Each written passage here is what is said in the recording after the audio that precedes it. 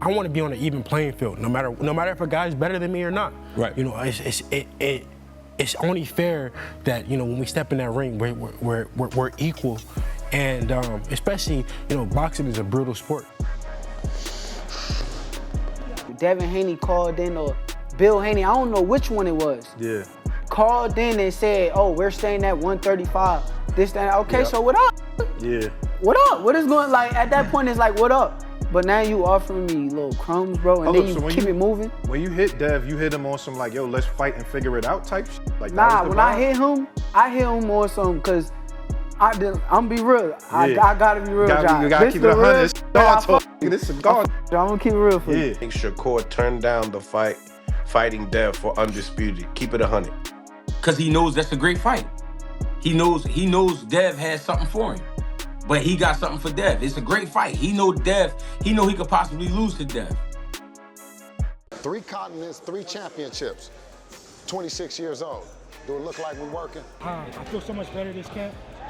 Last camp I felt great, but this camp I feel even better. I feel stronger. I feel like, you know, more of my natural self. Devin Haney has turned up the intensity as a potential clash with Shakur Stevenson is in talks. From grueling workouts to razor-sharp technical drills, Haney is pushing himself to the limit, and this camp might be the toughest yet. Before going into the training camp, Devin Haney sent a clear message to Shakur Stevenson that he was ready and determined to make the fight happen. I just said that I'm number one. I just let him know that I'm number one, and that's when he said, for now. Me and Shakur are on a collision course, whether it's at 135, whether it's at 140, whether it's at 147. We definitely on a collision course, and we definitely gonna get it on when the time is right. Following the earlier discussion about the fighter's recent performances, professional boxer Richardson Hitchens predicted that Shakur would win the fight, but it would not be as one-sided as Shakur's previous fight against Teo. Hitchens said that while Shakur would likely earn a clear decision, Haney would not be overwhelmed or picked apart in the same way, suggesting a competitive but decisive outcome. How does that fight play out between Shakur and Devin? Shakur gonna beat him. Devin don't really want that. Will it be that dominant though, like the way it was with Teo? Nah, it wouldn't be that dominant. No, it'll be a lot closer. I don't know if it'll be a lot closer, but I mean, when I say a lot closer, like I don't know, Devin wouldn't get picked apart like how Teo did. Yeah. Shakur will probably still pull out an obvious decision, but I don't think Devin will get picked apart the way Teo did. The anticipation for the fight had grown even more intense than during the initial talks. Devin Haney made it clear that he had put a serious offer on the table for Shakur Stevenson, calling it both legitimate and the biggest payday Stevenson could have earned in his career. He suggested that if Stevenson truly believed in himself and in his own hype, he would have accepted the fight. Shakur know what time it is with me. At the end of the day, he know that my offer was legitimate, and if he really believed in himself, and if he believed that I was everything that he claimed that I was, then he would have took the fight. It was the most money that he would have ever made, and it's that he would have made all his fights put together with that 25%, and that's facts, that's 100%, and if he felt like I was so easy, so green, whatever he says, then he would have took the fight, and he would have had a shot at the undisputed titles like I did. As the predictions started rolling in, the debate only intensified. American professional boxer Bruce Carrington weighed in on a potential matchup between Shakur Stevenson and Devin Haney, calling it a challenging fight to predict. He praised the combination of their styles, noting that it would make for an exciting clash. Carrington suggested that Shakur's defensive awareness could give him an edge, making him a difficult opponent for many fighters, but he admitted that the outcome was uncertain and could go either way. That's a tough fight. I like both of those styles together, but I do think that Shakur is just more defensively aware, sound and aware. It's possible that Shakur may win that fight. I feel like he's a problem for a lot of guys because of his style. But Devin, both of those styles together, that's a great matchup, and I don't know. That's actually a really good fight. I genuinely don't know. Meanwhile, boxer Mickey Bay focused on a different angle entirely. Adding on anticipation to the fight, boxer Mickey argued that unless a fighter is significantly overweight, there is no need for weight clauses or special allowances. He compared this approach to past situations, suggesting that fights should be straightforward. If the bout can happen, it should happen, and extra rules should only apply in clear cases of significant weight advantage. He's not that much bigger than Shakur. They always been like one weight apart. But no, with Ben and Shakur, I don't think he need one. So I would rather have more money than pay him more. And then because if you could beat him, I think he could just beat him, flat out beat him. Sometimes a weight advantage ain't always good. No, but Shakur wants it with Devin too. No, that don't need a weight. That don't need one either. If you're gonna fight a guy, just fight him. And then say if the fighter's overweight, then it should be a weight clause. That should be a rule. What in boxing, like if a fighter's a certain amount of pounds overweight, if you want to make the fight happen, it should be a weight clause. When Shakur Stevenson looked back on his early days with Devin Haney, he said coming up alongside him in the amateurs had a big impact. He recalled seeing Haney's lifestyle and how it made him realize what was possible, motivating him to push harder in his own journey and strive for success. Ryderclin12 donated $1. Give us the history of you and Devin coming up together so the casuals understand why it would be such a big fight. Me and Devin, we came up together like in the amateurs. I used to go to his house down in Vegas. He used to live in like a big ass mansion, and I was kind of like, I was like a broke young nigga from the trenches at the time. But when I seen like the way he was living, that shit kind of motivated me, and it made me want to like work harder and get to that kind of status. But he really like was.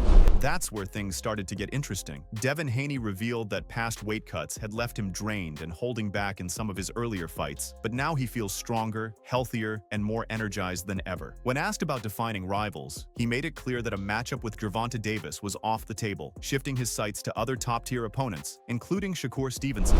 Just more of my natural self, more of who I really am. In past fights, you guys see me, as more of a shell of myself, because I was killing myself to make the weight.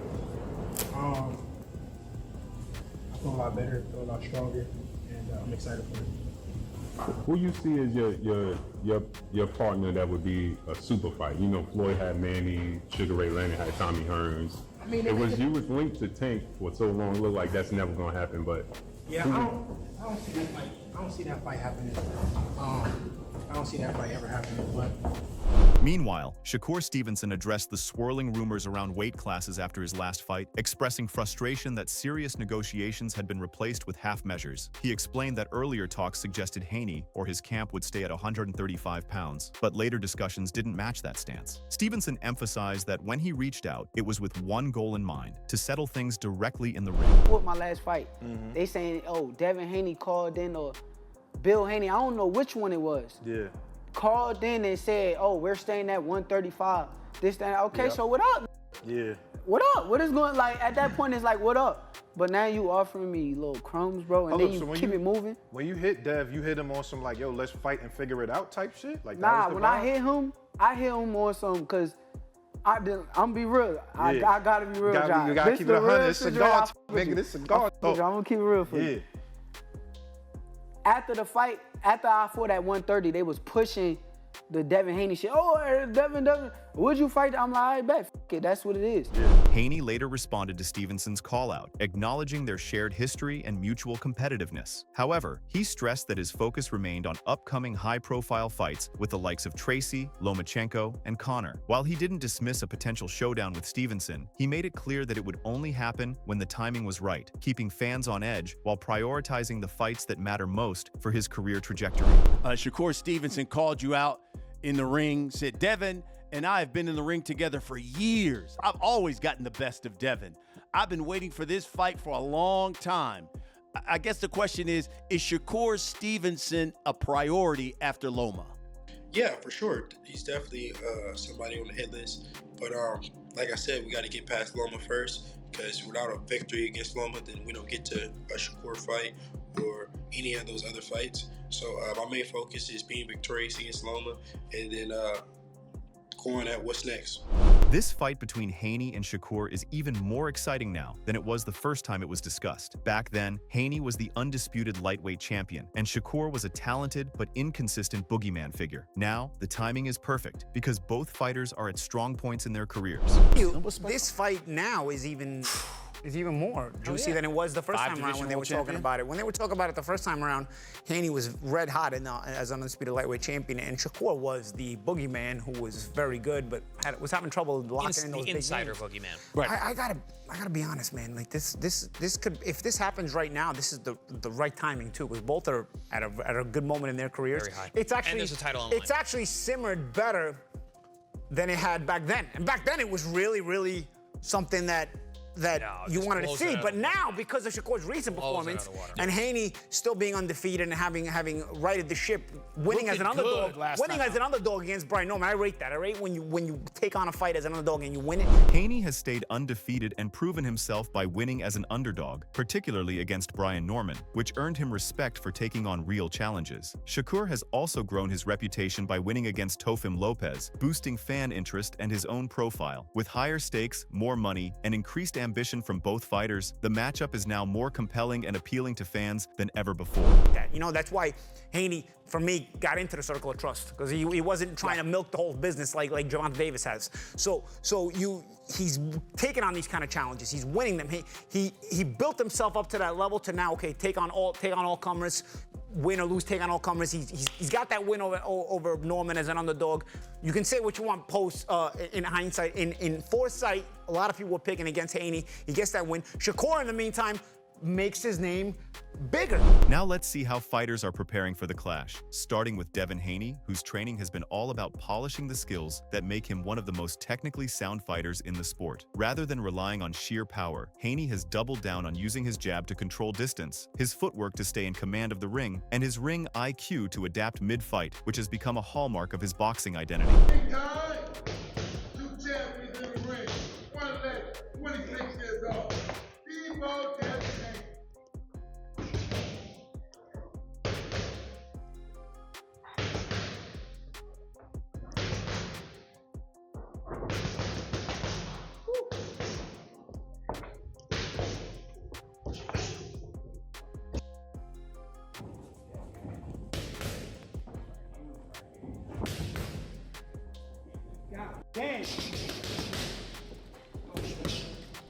Haney's camp has also reinforced his focus on distance management and body work, which are key to slowing down opponents over the course of a fight. Instead of chasing knockouts, he works to wear opponents down strategically and exploit openings with accuracy and timing, a method that has helped him remain unbeaten and dominate positionally against elite competition.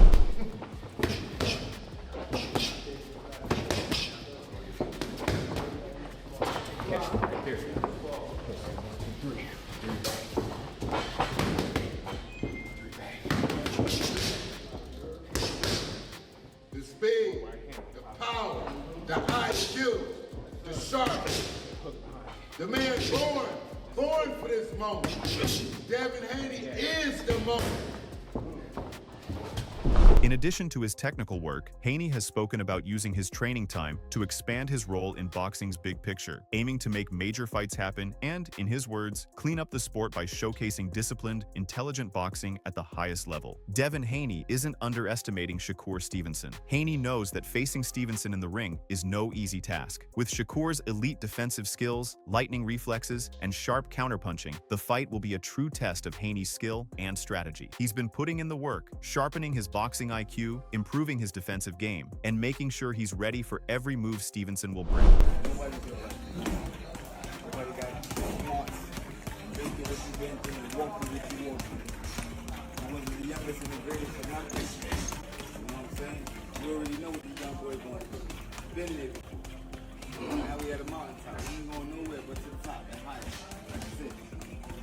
Fast feet, fast hands, combination, brain, smart. Nobody do it like this. Nobody do it like this. Nobody do it like this. On the other hand, Shakur Stevenson has reportedly taken his training for a potential fight with Devin Haney to a whole new level, and it's nothing short of insane. Every session is said to be more intense than the last, with Stevenson pushing his body and mind to the absolute limit.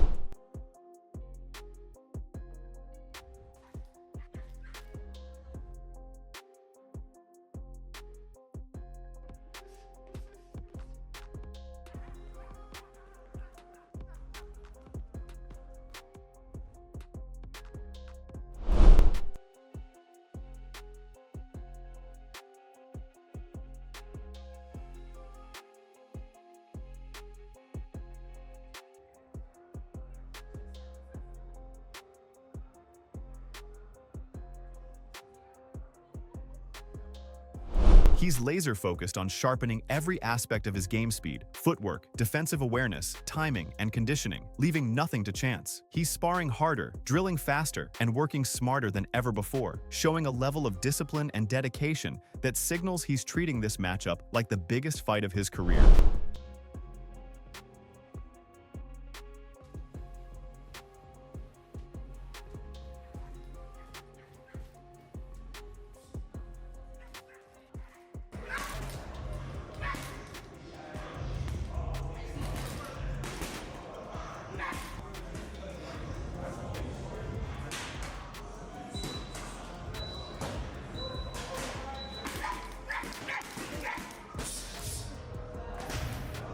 With this kind of preparation, Stevenson is clearly determined to prove that he's not just ready for Haney, but prepared to dominate and leave fans in awe of his skill, heart, and focus.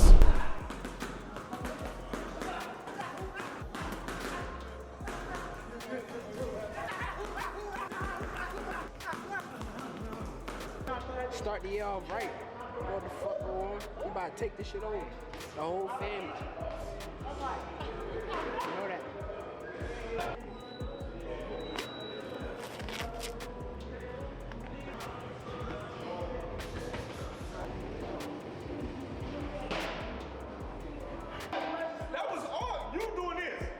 After a victory against Teofimo Lopez, Shakur Stevenson has made himself one of the greatest boxers on this planet. This has led him to look at going up in weight again, as he is interested in fighting fellow pound-for-pound star Devin Haney. Stevenson has already been a champion at featherweight, super featherweight, and lightweight, and now has the opportunity to become the third youngest four-division champion in the history of boxing by moving up to super lightweight. Stevenson has said he is willing to face any of the champions at 147 lbs, where Haney is the current WBO belt holder, but only if a strict 10 lb rehydration clause is in place. I'm going to tell you again, if you want me to come to 147 lbs, I am coming there with a rehydration clause. I don't even do that. But why am I going up to these guys' weight classes if I am not planning on going there permanently? So any of y'all, you want to fight me at 147 lbs, 10 pounds is the max you can rehydrate. With everything that's been said about Shakur Stevenson and Devin Haney, the potential fight has fans buzzing like never before. From their shared history in the amateurs to their rise to the top of the lightweight division, this matchup promises skill, rivalry, and high stakes. But questions remain. Who would come out on top in the ring? Could Shakur's defensive mastery neutralize Haney's power and speed? Or would Haney's ambition and momentum carry him to victory? And even if both fighters are ready, when could this fight realistically happen? We want to hear your thoughts on who you think has the edge and how you see this fight playing out. Drop your predictions in the comments below and join the conversation with other fans. If you enjoyed this breakdown, make sure to hit that like button, subscribe, and ring the notification bell so you never miss our boxing updates, analysis, and fight previews. Thanks for watching, and we'll see you in the next video for more inside boxing coverage.